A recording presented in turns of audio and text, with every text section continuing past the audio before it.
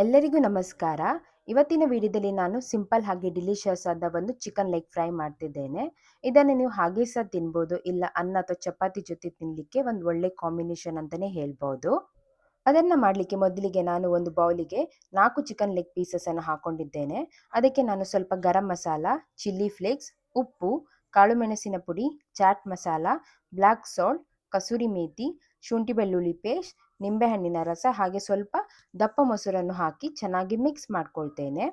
ಇದು ಚೆನ್ನಾಗಿ ಮಿಕ್ಸ್ ಆದ ನಂತರ ಒಂದು 30 ನಿಮಿಷಗಳ ಕಾಲ ನಾನು ರೆಸ್ಟ್ ಮಾಡಲಿಕ್ಕೆ ಸೈಡಲ್ಲಿ ಎತ್ತಿಡ್ತೇನೆ.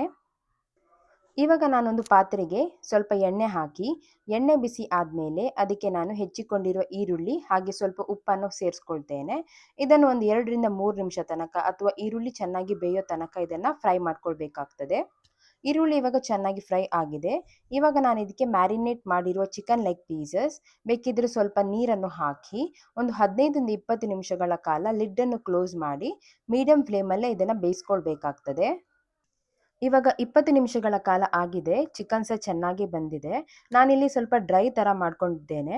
ನಿಮ್ಗೆ ಏನಾದರೂ ಗ್ರೇವಿ ಥರ ಬೇಕಿದ್ದರೆ ಸ್ವಲ್ಪ ನೀರನ್ನು ಹಾಕಿ ಒಂದು 2ರಿಂದ 3 ನಿಮಿಷಗಳ ಕಾಲ ಅದನ್ನು ಕುದಿಸ್ಕೊಂಡ್ರೆ ಸಿಂಪಲ್ ಹಾಗೆ ಡಿಲಿಷಿಯಸ್ ಆದ ಚಿಕನ್ ಲೆಗ್ ಫ್ರೈ ರೆಡಿ ಆಗ್ತದೆ. ಇದು ಮಾಡಲಿಕ್ಕೆ ತುಂಬ ಸುಲಭ ಹಾಗೆ ತುಂಬ ರುಚಿಯಾಗಿರ್ತದೆ. ಇದನ್ನು ನೀವು ಅನ್ನ, ಪೂರಿ, ಚಪಾತಿ ಜೊತೆ ತಿನ್ನಲಿಕ್ಕೆ ಒಂದು ಒಳ್ಳೆ ಕಾಂಬಿನೇಷನ್ ಅಂತಲೇ ಹೇಳ್ಬೋದು. ಹಾಗೆ ನಿಮ್ಗೆ ಏನಾದರೂ ಈ ವಿಡಿಯೋ ಇಷ್ಟ ಆಗಿದ್ದರೆ ಲೈಕ್ ಮತ್ತು ಶೇರ್ ಮಾಡಿ, ಹಾಗೆ ಕಮೆಂಟಲ್ಲಿ ತಿಳಿಸಿ ಹೇಗಾಗಿದೆ ಅಂತ. ಇನ್ನೂ ಹೆಚ್ಚಿನ ವಿಡಿಯೋಗೆ ನನ್ನ ಯೂಟ್ಯೂಬ್ ಚಾನಲನ್ನು ಸಬ್ಸ್ಕ್ರೈಬ್ ಮಾಡಿ. ಮುಂದಿನ ವಿಡಿಯೋದಲ್ಲಿ ಸಿಗೋಣ. ನಮಸ್ಕಾರ.